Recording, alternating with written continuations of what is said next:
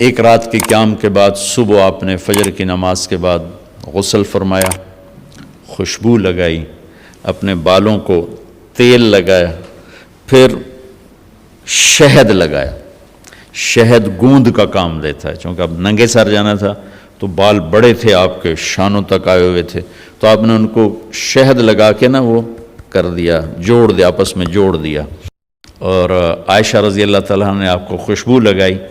جسم پہ خوشبو لگا سکتے ہیں احرام سے پہلے، احرام کے کپڑے کو نہیں، جسم پہ خوشبو لگا سکتے ہیں احرام کی نیت کرنے سے پہلے۔ بالوں میں، مانگ میں آپ نے خوشبو لگائی، پھر اس کے بعد آپ نے ظہر کی نماز ادا فرمائی اور آپ اونٹنی پہ سوار ہوئے اور قبلہ رخ ہو کر آپ نے کہا لبیک حجۃ اللہم لبیک، آپ نے حج کا احرام باندھا۔ تو جبریل آئے کہ یا رسول اللہ، اللہ تعالیٰ فرما رہے ہیں عمرے کو شامل فرمائیں، عمرہ اور حج قران۔ حج کی 3 قسمیں، ایک حج افراد کہ ایک آدمی پہلے دن حج ہی کا احرام باندھتا ہے، ایک ہے حج قران کہ ایک آدمی پہلے دن عمرے اور حج کا اکٹھا احرام باندھتا ہے، ایک ہے حج تمتع کہ ایک آدمی عمرے کا احرام پہلے باندھتا ہے اور عمرہ کر کے فارغ ہو جاتا ہے، احرام اتار دیتا ہے، پھر حج سے پہلے احرام باندھتا ہے حج کا، یہ حج تمتع ہے۔ ہمارے نبی نے شروع کیا افراد سے، تو اس پر امام مالک کا قول یہ ہے کہ حج افراد افضل ہے۔ پھر اللہ کے حکم سے کیا حج قران، تو امام ابو حنیفہ رحمۃ اللہ علیہ کا قول ہے کہ حج قران سب سے افضل ہے۔ مکے پہنچ کر آپ نے فرمایا کہ مجھے خیال نہ رہا، اگر مجھے پہلے خیال آتا تو میں قران نہ کرتا، میں تمتع کرتا۔ اللہ کی منشا تھی کہ حج اور عمرہ اکٹھا ہو، قران ضروری نہیں تھا، حج اور عمرہ اکٹھا تھا، ایک بدعت کا ازالہ تھا۔ عرب حج کے مہینے میں عمرہ کرنا برا سمجھتے تھے، اس کو دور کرنا تھا۔ تو مکے پہنچ کے فرمایا کہ اگر مجھے پہلے خیال آ جاتا جو آج میں دے اب میں دے لو استقبلت من امری مستدبرت، تو میں تمتع کرتا۔ تو امام شافعی اور امام احمد بن حنبل اس قول کو لے کر فرماتے ہیں کہ حج تمتع افضل ہے۔ اس لحاظ سے تینوں ہی افضل ہیں، اور اصل افضل وہ ہے کہ حج کیفیت کا نام ہے، جس کی جتنی اعلیٰ کیفیت ہوگی اس کا حج افضل ہوگا۔ وہ افراد ہے، وہ تمتع ہے، وہ قران ہے، باقی تو ظاہری اعمال ہیں، جو کیفیت بنا لے گا اس کا حج سب سے افضل ہوگا۔ حج کی 3 قسمیں، ایک حج افراد کہ ایک آدمی پہلے دن حج ہی کا احرام باندھتا ہے، ایک ہے حج قران کہ ایک آدمی پہلے دن عمرے اور حج کا اکٹھا احرام باندھتا ہے، ایک ہے حج تمتع کہ ایک آدمی عمرے کا احرام پہلے باندھتا ہے اور عمرہ کر کے فارغ ہو جاتا ہے، احرام اتار دیتا ہے، پھر حج سے پہلے احرام باندھتا ہے حج کا، یہ حج تمتع ہے۔ ہمارے نبی نے شروع کیا افراد سے، تو اس پر امام مالک کا قول یہ ہے کہ حج افراد افضل ہے۔ پھر اللہ کے حکم سے کیا حج قران، تو امام ابو حنیفہ رحمۃ اللہ علیہ کا قول ہے کہ حج قران سب سے افضل ہے۔ مکے پہنچ کر آپ نے فرمایا کہ مجھے خیال نہ رہا، اگر مجھے پہلے خیال آتا تو میں قران نہ کرتا، میں تمتع کرتا۔ اللہ کی منشا تھی کہ حج اور عمرہ اکٹھا ہو، قران ضروری نہیں تھا، حج اور عمرہ اکٹھا تھا، ایک بدعت کا ازالہ تھا۔ عرب حج کے مہینے میں عمرہ کرنا برا سمجھتے تھے، اس کو دور کرنا تھا۔ تو مکے پہنچ کے فرمایا کہ اگر مجھے پہلے خیال آ جاتا جو آج میں دے اب میں دے لو استقبلت من امری مستدبرت، تو میں تمتع کرتا۔ تو امام شافعی اور امام احمد بن حنبل اس قول کو لے کر فرماتے ہیں کہ حج تمتع افضل ہے۔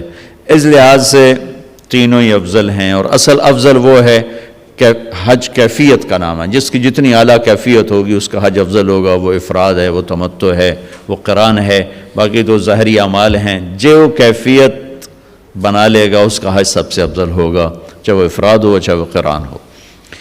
وہاں سے آپ چلے، آپ کے ساتھ کوئی 12,000 کا مجمع تھا، اور آپ ملل میں آپ نے قیام فرمایا۔ ملل سے نکلے اور روحا میں پہنچے۔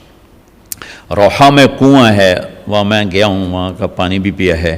وہاں 70 نبیوں نے قیام کیا ہے حج کے دوران، حج پر جاتے اور آتے ہوئے وہاں وہاں آپ نے بھی قیام فرمایا، رات بھی ٹھہرے، اور اب انہوں نے وہ ایک موٹر لگا دی جس سے پانی باہر نکل آتا ہے سعودی گورنمنٹ نے۔ روحا سے چل کر آپ عثایا پہنچے، عثایا سے عرج پہنچے، عرج سے ابوا پہنچے۔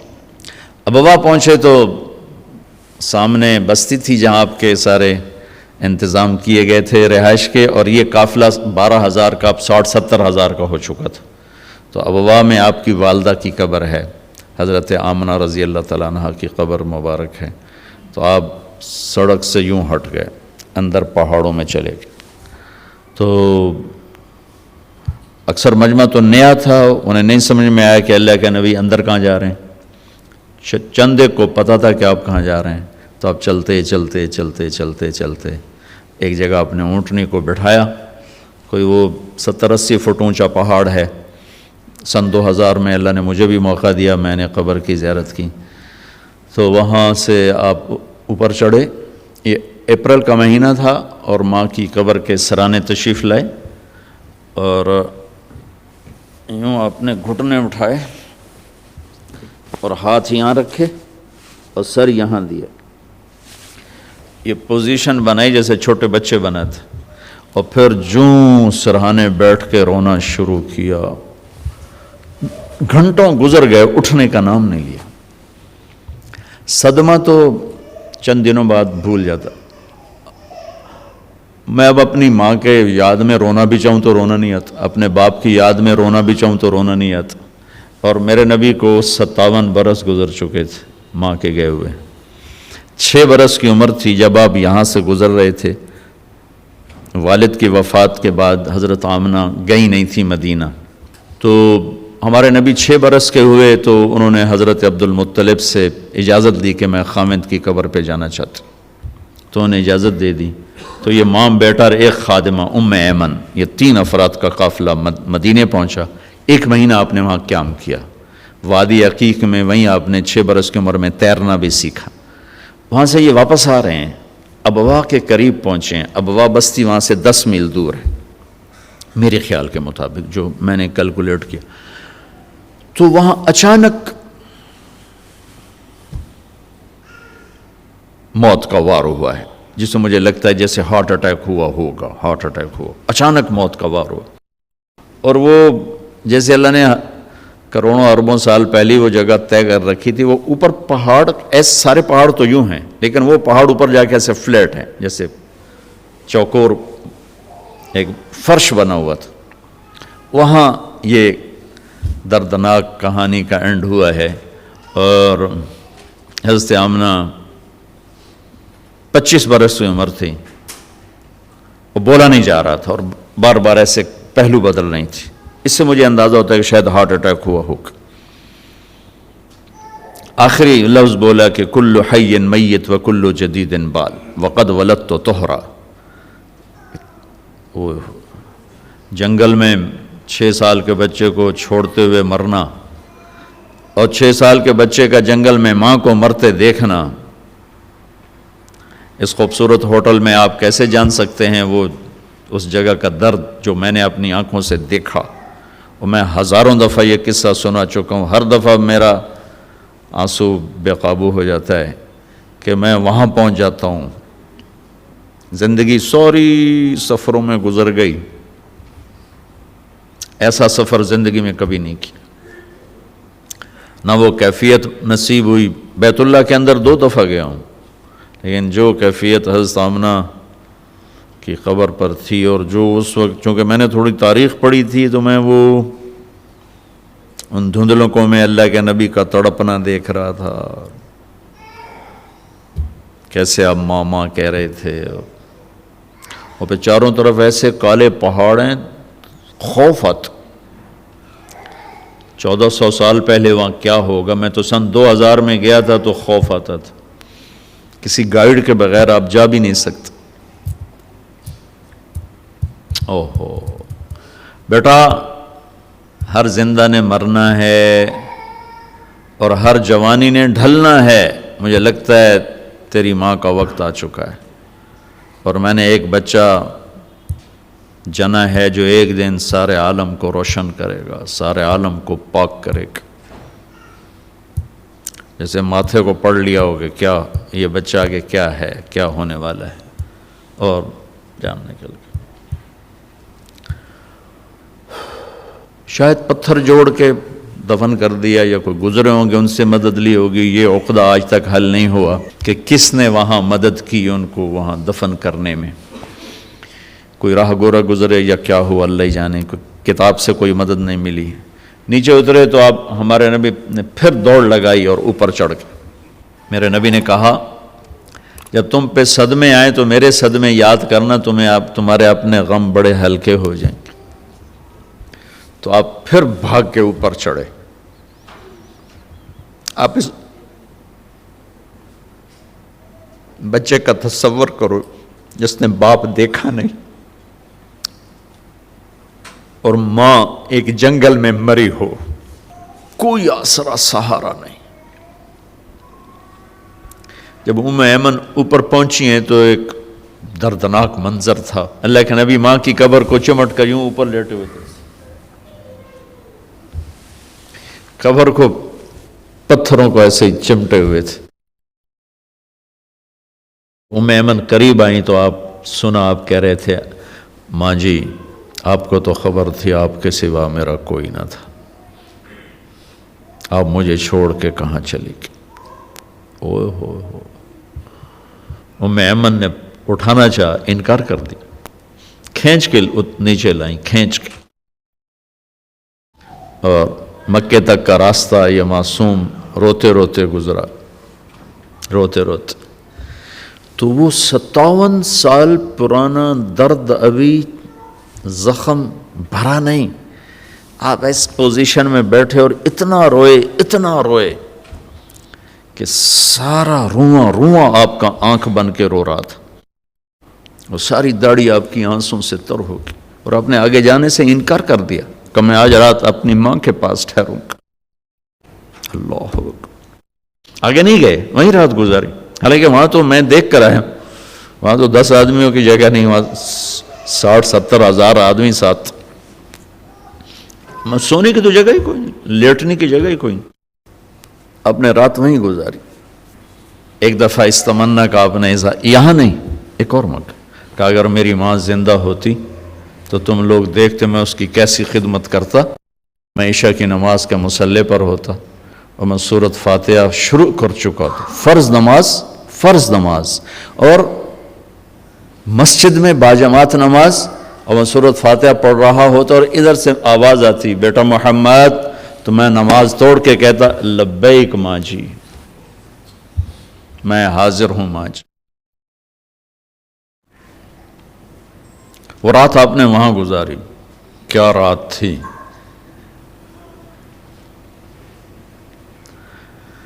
ابوا سے چلے تو آپ عصفان پہنچے، عصفان تھے تو آپ نے کہا ابوبکر یہ کون سی جگہ ہے؟ کہا جو عصفان۔ کہا میں دیکھ رہا ہوں ہود اور صالح علیہ السلام گزر رہے ہیں اس وادی سے، لبیک کہتے ہوئے حج کو جا رہے ہیں۔ عصفان سے آپ مرہ زہران پہنچے، پھر وہاں سے آپ صرف پہنچے۔ صرف میں حضرت عائشہ رضی اللہ عنہ خیمے میں رو رہی تھیں، آپ نے فرمایا کیا ہوا؟ لعلک نفستی، لگتا ہے تجھے عورتوں والا عذر پیش آ گیا کیا؟ جی ہاں۔ کہ کوئی نہیں، رو نہیں، اب تو عمرہ نہیں کرو گی، بس حج کرو گی۔ پھر وہاں سے آپ تنعیم پہنچے۔ تنعیم میں آپ نے احرام کی چادروں کو تبدیل فرمایا، جو 2 چادریں مدینہ میں زیب تن فرمائی تھی، تنعیم اتار کر 2 نئی چادر اسی کپڑے کی۔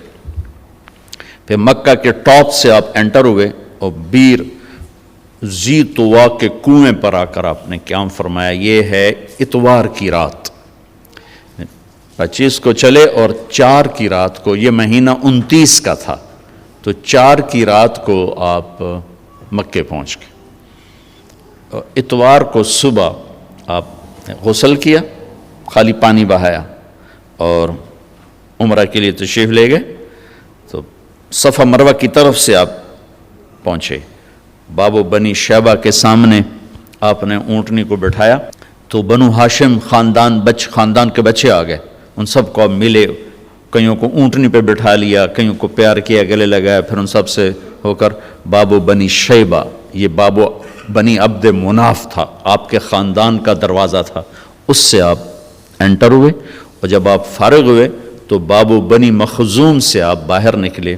آپ نے جاتے ہی حجر اسود کا بوسہ لیا، پھر سجدہ کیا، پھر بوسہ لیا، پھر سجدہ کیا، پھر بوسہ لیا، پھر سجدہ کیا، پھر آپ رونے لگے، بہت روئے۔ اس کے بعد آپ طواف شروع فرمائے۔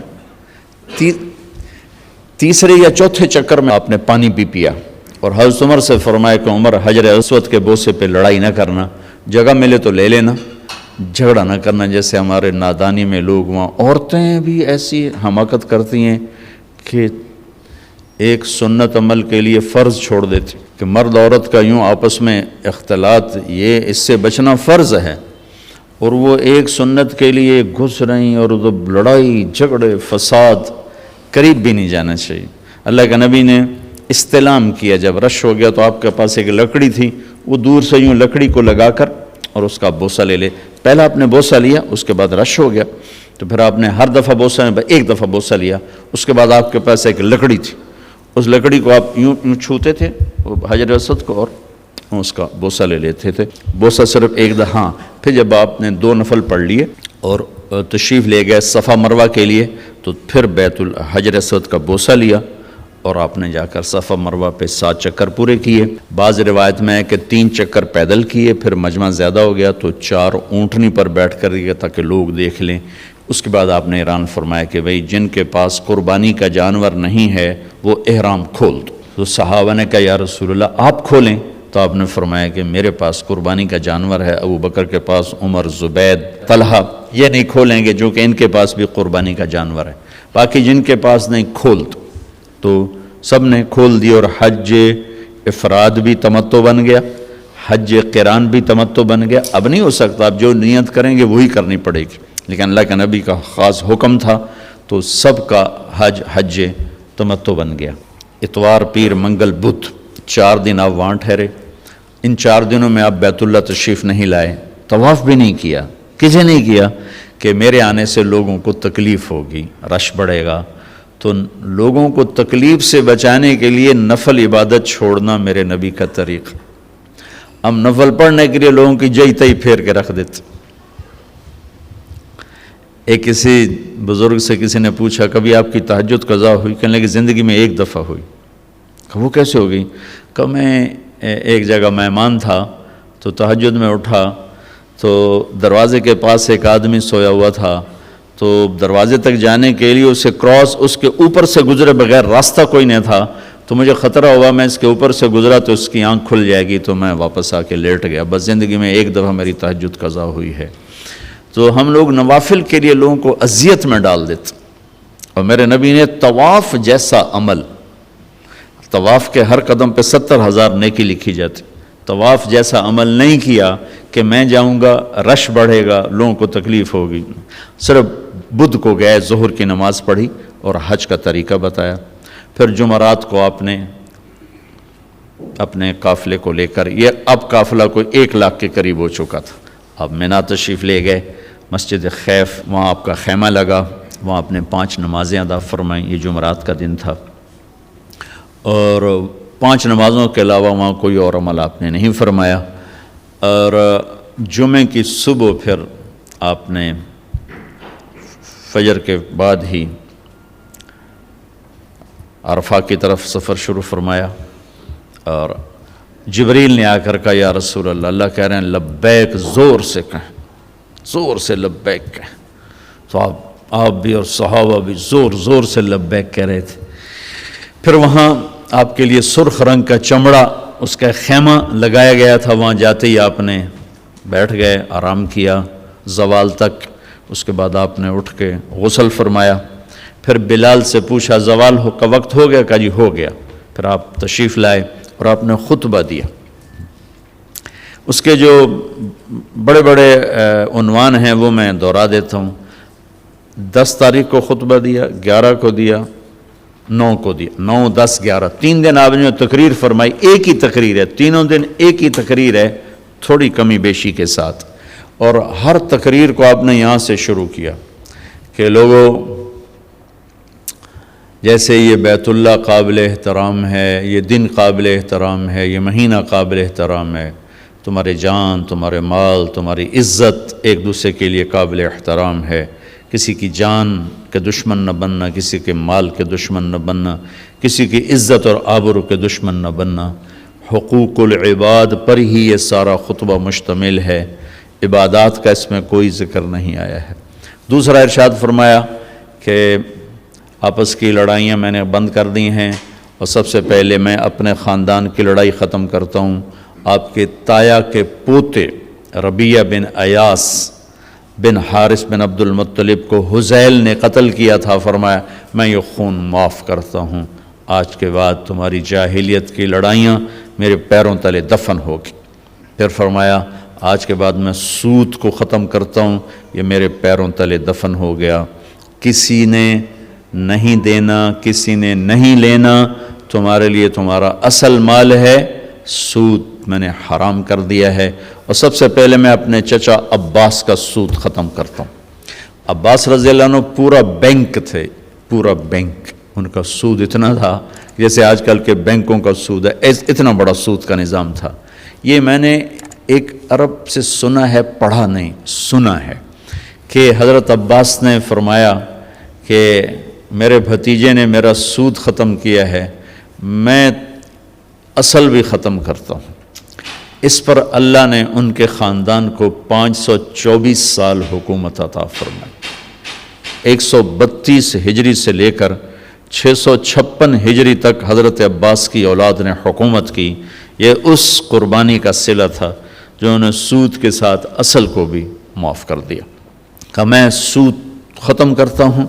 اس کے بعد آپ نے ارشاد فرمایا کہ میں عورتوں کے بارے میں تمہیں خاص طور پہ نصیحت کرتا ہوں، وصیت کرتا ہوں کہ اللہ نے ان کو کمزور بنایا ہے، ان پر زیادتی نہ کرنا، ان پر ظلم نہ کرنا، انہیں ذلیل و خوار نہ کرنا۔ ایک بول پر اپنی عزت تمہارے حوالے کر دیتی ہیں، ساری زندگی تمہارے در پہ گزار دیتی ہیں، تو ان کے ساتھ برا سلوک نہ کرنا، ان کے ساتھ بدتمیزی نہ کرنا، اس کو خاص طور پہ اپنے ارشاد فرمایا۔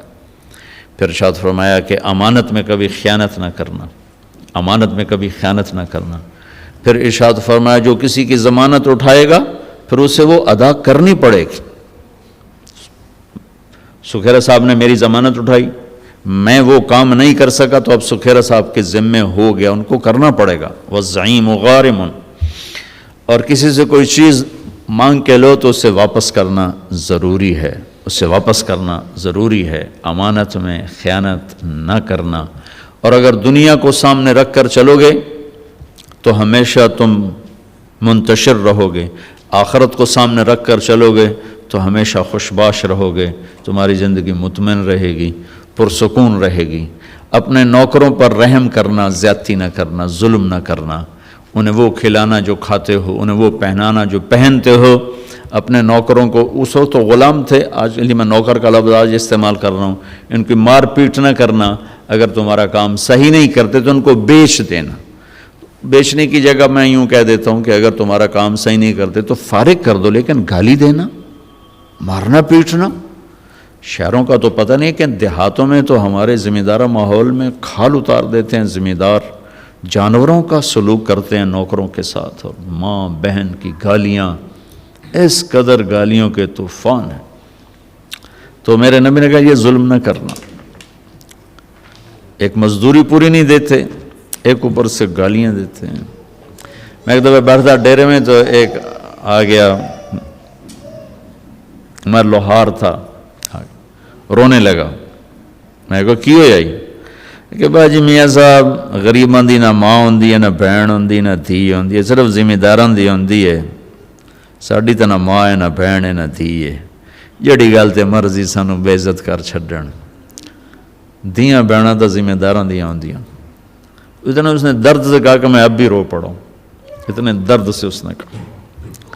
تو جب اللہ کسی کو پیسہ دیتا ہے تو عام طور پر مزاج میں فرونیت آ جاتی ہے۔ بہت تھوڑے ہوتے ہیں جو اللہ سے ڈرتے ہیں اور اس کا خیال کرتے ہیں کہ یہ اللہ کی امانت ہے، اللہ جب چاہے مجھ سے واپس لے لے۔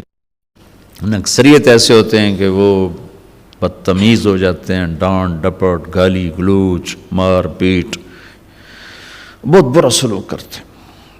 گھروں میں عورتیں بھی یہی کچھ کرتی ہیں اور باہر مرد بھی یہی کچھ کرتے ہیں۔ تو میرے نبی نے جاتے ہوئے خاص طور پہ فرمایا کہ دیکھو دیکھو بدسلوکی نہ کرنا، اچھا سلوک کرنا، اچھا سلوک کرنا، جو کھاؤ انہیں کھلاؤ، جو پہنو انہیں پہناؤ۔ پھر آپ نے فرمایا آخری جملہ، دیکھو میرے بعد ایک دوسرے کی گردنیں نہ کاٹنا اور مجھے قیامت کے دن اللہ کی بارگاہ میں رسوا نہ کرنا، میرے بعد کافر نہ ہو جانا۔ کافر ہونے کی تعبیر کیا فرمائی کہ ایک دوسرے کے خون کے پیاسے نہ ہو جانا، مجھے اللہ کی بارگاہ میں رسوا نہ کرنا۔ یہ موٹے موٹے پوائنٹس ہیں، اور بھی چیزیں ہیں وہ میں حج میں بیان کیا کرتا ہوں۔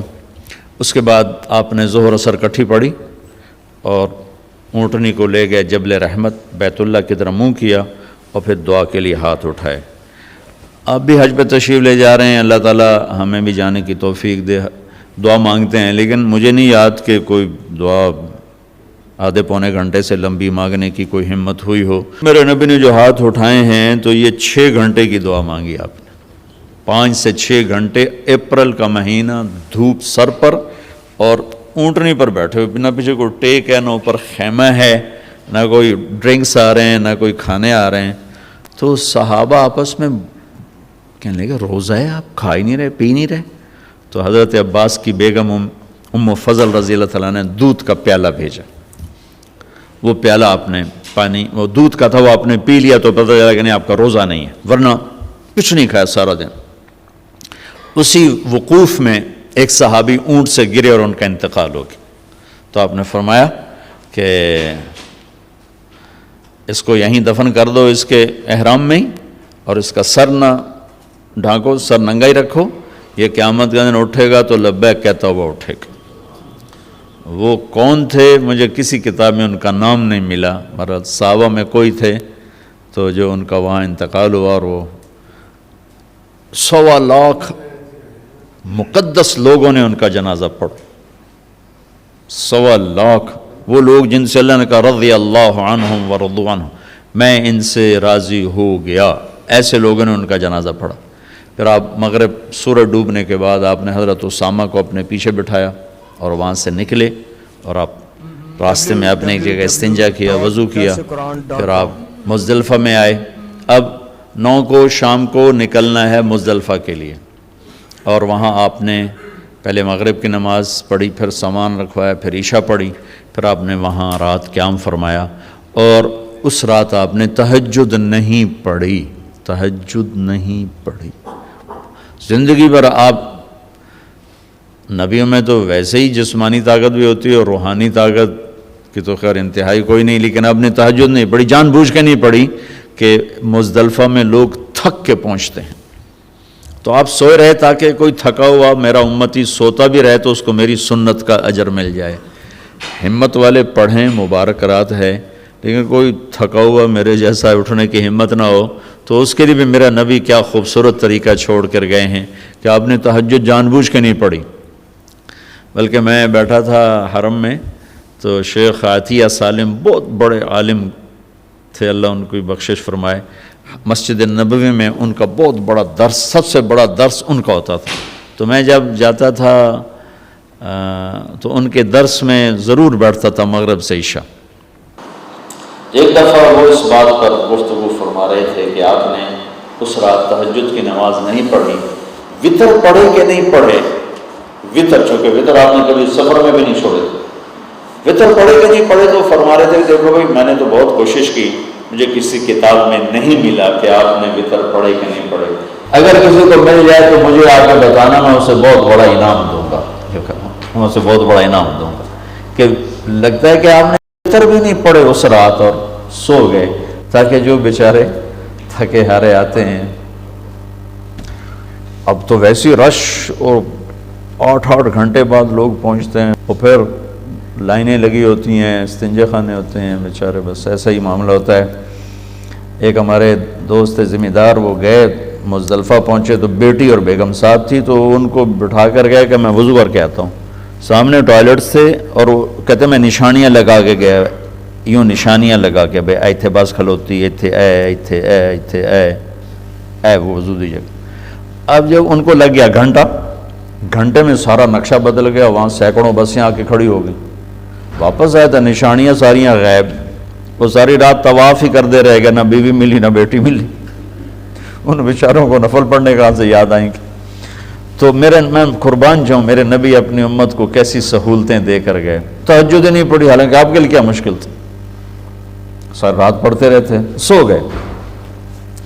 اذان پہ اٹھے، پھر نماز کے بعد آپ نے دعا مانگی جس کو وقوف مزدلفہ کہتے ہیں، اشراق سے پہلے. پھر اشراق کے بعد آپ وہاں سے نکلے اور سیدھے پہنچے بڑے شیطان کے پاس. اونٹنی سے اترے، حضرت اسامہ نے اونٹنی پکڑ لی، حضرت بلال نے اوپر ایسے چادر کر کے سایہ کر دیا تھا، 7 کنکر مارے. اس کے بعد پھر آپ نے 9 تاریخ والی تقریر 10 تاریخ کو دوبارہ اونٹنی پہ بیٹھ کے آپ نے وہ تقریر فرمائی.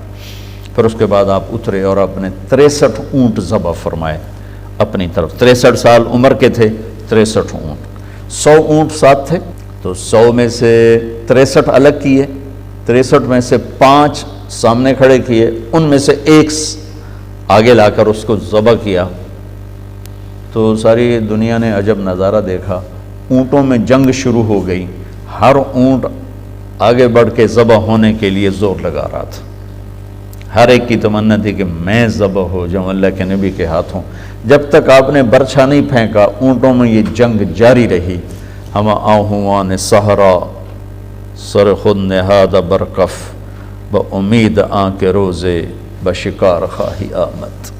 نہ شود نصیب دشمن کہ شود ہلا کے تیغت سر دوستاں سلامت کے تو خنجر آزمائی.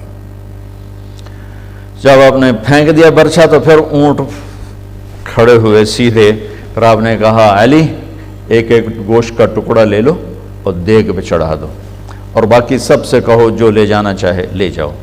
اور گوشت بنانے والے جو کسائی ہیں، گوشت بنانے کی مزدوری گوشت میں سے نہ دینا، میرے پاس آنا، میں اپنی طرف سے دوں گا. 63 اونٹ تو یہ ہوئے، اور بیگمات کے لیے ایک گائے ذبح کروائی، الگ سے ایک گائے ذبح کروائی.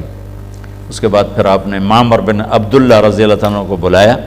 یہ مکہ کے تھے، ان کے سامنے بیٹھے، سر کے بال منڈائے. آدھے سر کے بال منڈا کر آپ نے ساوا میں تقسیم کر دیے، اور آدھے لیفٹ سائڈ کے منڈا کر آپ نے ابو طلحہ کو انصاری کو دے دی. ابو طلحہ کے پاس وہ بال رہے. ان میں سے چند بال حضرت خالد بن ولید نے ان کی منت کر کے لے لیے، ان کو اپنی ٹوپی میں سی لیا تھا. جب کہیں میدان جنگ میں اترتے تو پہلے وہ ٹوپی سر پہ رکھتے، اوپر وہ لوہے کا خود ہوتا، اور پھر لڑائی کے لیے نکلتے تھے. اس کے بعد آپ نے ناخن کٹوائے اور مونچھیں کٹوائیں، اور ان کو وہیں دفن کروا دیے جہاں آپ تشریف فرما تھے. اب پاؤں کے بل بیٹھے ہوئے تھے. پھر اس کے بعد آپ نے غسل کیا، کپڑے بدلے، خوشبو لگائی، پھر کھانا پکنے کا انتظار کیا. جب وہ تیار ہو گیا تو آپ نے گوشت بھی کھایا، شوربہ بھی پیا. حضرت علی بھی آپ کے ساتھ کھانے میں شریک تھے. پھر آپ نے معاویہ رضی اللہ تعالیٰ عنہ کو اپنی اونٹنی پہ بٹھایا. اس سارے سفر میں قصوا اونٹنی پر آپ سوار تھے. اب آپ نے اونٹنی تبدیل کی اور جدعا اونٹنی منگوائی، اس پر سوار ہوئے، مکہ تشریف لے گئے، جا کے طواف زیارت کیا. یہ طواف آپ نے کیا اونٹنی پر بیٹھ کر، چونکہ رش بہت تھا، اور وہ دور سے استلام فرما رہے تھے، دور سے وہ لکڑی کے ساتھ یوں کر رہے تھے. تو اس کے بعد پھر آپ نے 2 نفل پڑھے، اور یا زور کی نماز وہاں پڑھائی یا زور آ کے آپ نے مینا میں پڑھائی. دونوں روایت موجود ہیں. 11 تاریخ کو یہ سورت اتری، اذا جاء نصر اللہ والفتح، یہ سورت اتری. اس میں اشارہ تھا کہ میرے نبی آپ کے جانے کا وقت اب آ چکا ہے. تو اس خطبے میں بہت جوش تھا.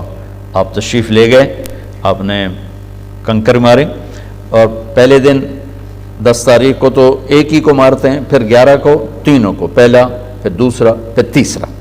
اور مارنے کا مسنون طریقہ یہ ہے کہ بیت اللہ لیفٹ پہ ہو اور مینا رائٹ پر ہو. یہ مسنون طریقہ ہے.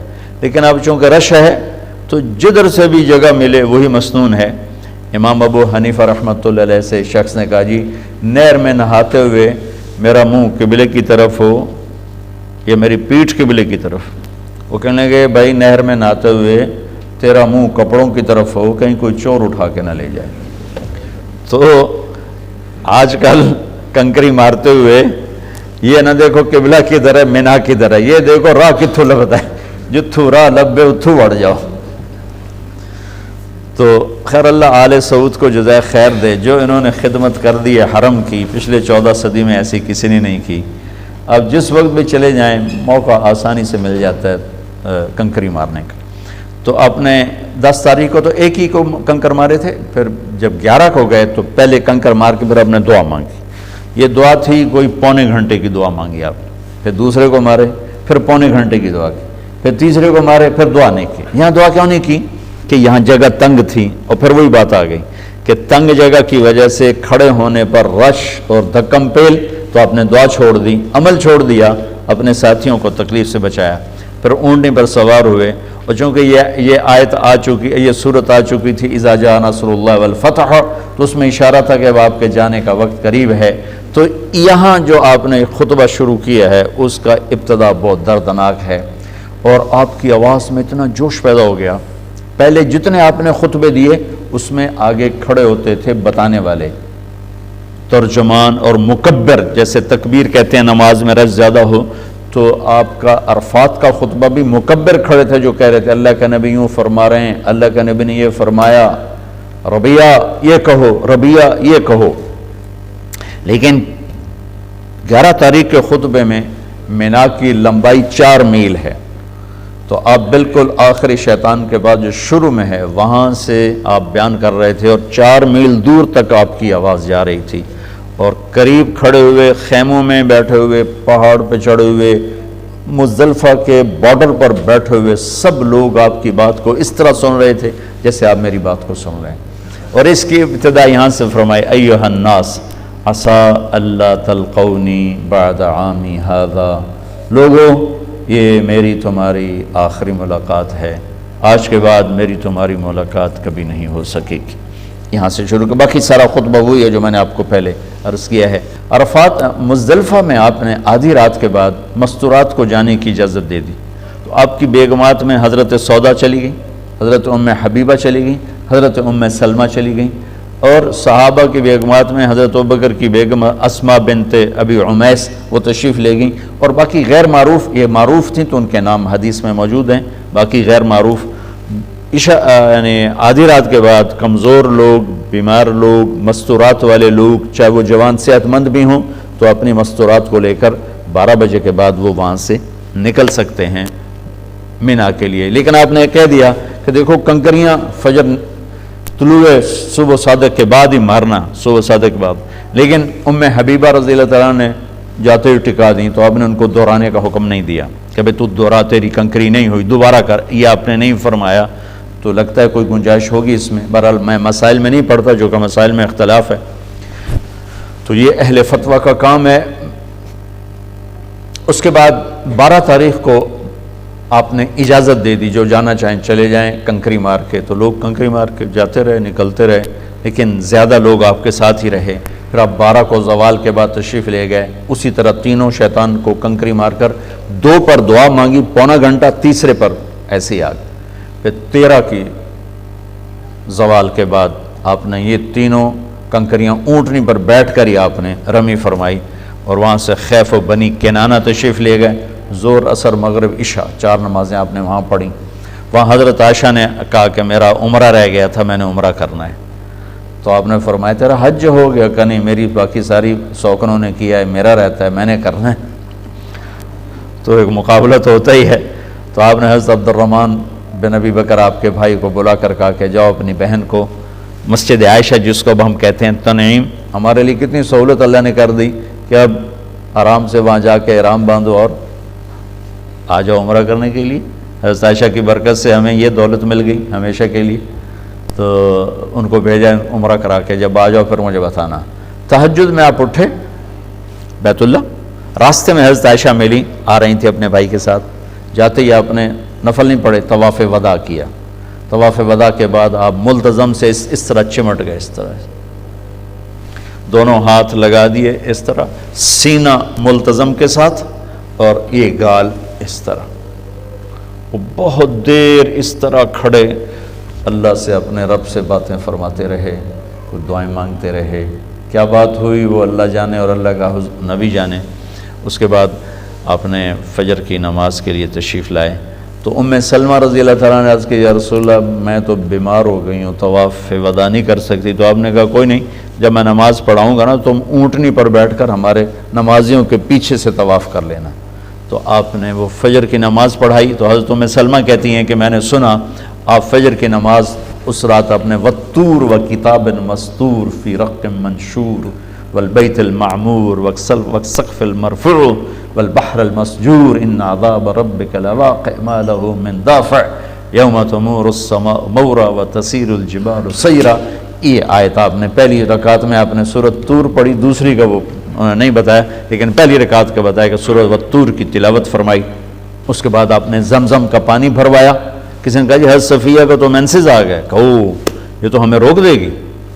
پھر آپ نے کہا اس نے طواف زیارت کر لیا؟ کہا جی کر لیا. کہا کوئی نہیں، طواف ودا چھوڑ دے، کوئی بات. پھر اس کے بعد آپ نے سب کو الوداع کیا اور آپ خود مدینہ کے روانہ ہوئے. 11 تاریخ کو یہ سورت اتری اذا جاء نصر اللہ والفتح، یہ سورت اتری. اس میں اشارہ تھا کہ میرے نبی آپ کے جانے کا وقت اب آ چکا ہے. تو اس خطبے میں بہت جوش تھا. آپ تشریف لے گئے، آپ نے کنکر مارے، اور پہلے دن 10 تاریخ کو تو ایک ہی کو مارتے ہیں، پھر 11 کو تینوں کو، پہلا پھر دوسرا پھر تیسرا. اور مارنے کا مسنون طریقہ یہ ہے کہ بیت اللہ لیفٹ پہ ہو اور مینا رائٹ پر ہو، یہ مسنون طریقہ ہے. لیکن اب چونکہ رش ہے تو جدھر سے بھی جگہ ملے وہی مسنون ہے. امام ابو حنیفہ رحمۃ اللہ علیہ سے شخص نے کہا جی نہر میں نہاتے ہوئے میرا منہ قبلے کی طرف ہو یا میری پیٹھ قبلے کی طرف. وہ کہنے لگے بھائی نہر میں نہاتے ہوئے تیرا منہ کپڑوں کی طرف ہو، کہیں کوئی چور اٹھا کے نہ لے جائے. تو آج کل کنکری مارتے ہوئے یہ نہ دیکھو قبلہ کی طرح مینا کی طرح، یہ دیکھو راہ کتھو لبتا ہے، جتھو راہ لبے اتھو وڑ جاؤ. تو خیر اللہ آل سعود کو جزائے خیر دے، جو انہوں نے خدمت کر دی ہے حرم کی، پچھلے 14 صدی میں ایسی کسی نے نہیں کی. اب جس وقت بھی چلے جائیں موقع آسانی سے مل جاتا ہے کنکری مارنے کا. تو آپ نے 10 تاریخ کو تو ایک ہی کو کنکر مارے تھے، پھر جب 11 کو گئے تو پہلے کنکر مار کے پھر آپ نے دعا مانگی. یہ دعا تھی کوئی پونے گھنٹے کی دعا مانگی آپ نے. پھر دوسرے کو مارے، پھر پونے گھنٹے کی دعا کی، پھر تیسرے کو مارے، پھر دعا نہیں کی. یہاں دعا کیوں نہیں کی؟ کہ یہاں جگہ تنگ تھی. اور پھر وہی بات آ گئی کہ تنگ جگہ کی وجہ سے کھڑے ہونے پر رش اور دھکم پیل، تو آپ نے دعا چھوڑ دی، عمل چھوڑ دیا، اپنے ساتھیوں کو تکلیف سے بچایا.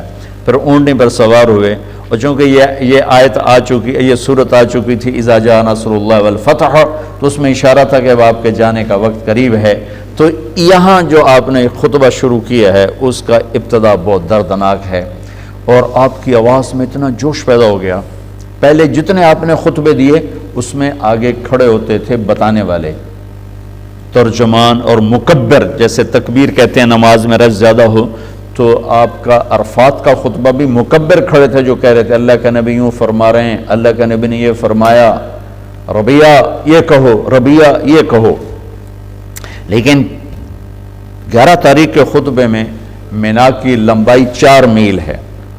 تو آپ بالکل آخری شیطان کے بعد جو شروع میں ہے وہاں سے آپ بیان کر رہے تھے، اور 4 میل دور تک آپ کی آواز جا رہی تھی. اور قریب کھڑے ہوئے، خیموں میں بیٹھے ہوئے، پہاڑ پہ چڑھے ہوئے، مزدلفہ کے بارڈر پر بیٹھے ہوئے سب لوگ آپ کی بات کو اس طرح سن رہے تھے جیسے آپ میری بات کو سن رہے ہیں. اور اس کی ابتدا یہاں سے فرمائی ایھا الناس عسیٰ اللہ تلقونی بعد عامی ھذا، لوگوں یہ میری تمہاری آخری ملاقات ہے، آج کے بعد میری تمہاری ملاقات کبھی نہیں ہو سکے گی. یہاں سے شروع کر باقی سارا خطبہ وہی ہے جو میں نے آپ کو پہلے عرض کیا ہے. عرفات مزدلفہ میں آپ نے آدھی رات کے بعد مستورات کو جانے کی اجازت دے دی. تو آپ کی بیگمات میں حضرت سودا چلی گئی، حضرت ام حبیبہ چلی گئی، حضرت ام سلمہ چلی گئی. اور صحابہ کی بیگمات میں حضرت ابوبکر کی بیگم اسماء بنت ابی عمیس وہ تشریف لے گئیں. اور باقی غیر معروف، یہ معروف تھیں تو ان کے نام حدیث میں موجود ہیں، باقی غیر معروف یعنی آدھی رات کے بعد کمزور لوگ، بیمار لوگ، مستورات والے لوگ، چاہے وہ جوان صحت مند بھی ہوں، تو اپنی مستورات کو لے کر 12 بجے کے بعد وہ وہاں سے نکل سکتے ہیں مینا کے لیے. لیکن آپ نے کہہ دیا کہ دیکھو کنکریاں فجر طلوع صبح صادق کے بعد ہی مارنا، صبح صادق کے بعد. لیکن ام حبیبہ رضی اللہ تعالیٰ نے جاتے ہوئے ٹکا دیں تو آپ نے ان کو دہرانے کا حکم نہیں دیا کہ بھئی تو دہرا، تیری کنکری نہیں ہوئی، دوبارہ کر، یہ آپ نے نہیں فرمایا. تو لگتا ہے کوئی گنجائش ہوگی اس میں. بہرحال میں مسائل میں نہیں پڑھتا جو کہ مسائل میں اختلاف ہے.